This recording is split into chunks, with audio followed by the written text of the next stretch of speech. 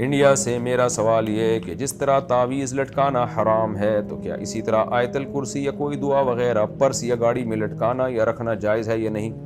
دیکھیں، شرکیہ تعویذ لٹکانا حرام ہے۔ اگر تعویذ میں شرکیہ الفاظ نہیں ہے، آیت الکرسی لکھی ہوئی ہے، بسم اللہ لکھی ہوئی ہے، تو وہ لٹکانا حرام نہیں ہے۔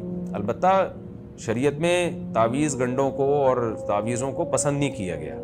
اللہ پہ توکل کا تقاضا یہی ہے کہ تعویذ چاہے قرآنی آیات پر ہی مشتمل ہو، وہ بھی استعمال نہ کیا جائے۔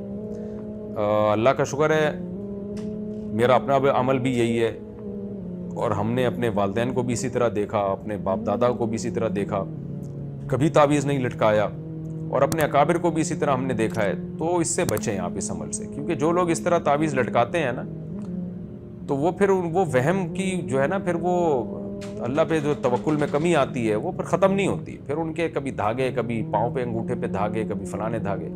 تو تعویذ ایک ایسی چیز ہے جس کی حوصلہ شکنی کرنی چاہیے۔ باقی یہ کہ کوئی اگر قرآن کی آیتیں لکھی ہوئی ہیں یا دعائیں لکھی ہوئی ہیں جس کا مضمون شرکیہ نہیں ہے، اللہ کی حمد و ثنا ہے اس میں، تو وہ تعویذ لٹکانا حرام نہیں کہا جا سکتا اس کو۔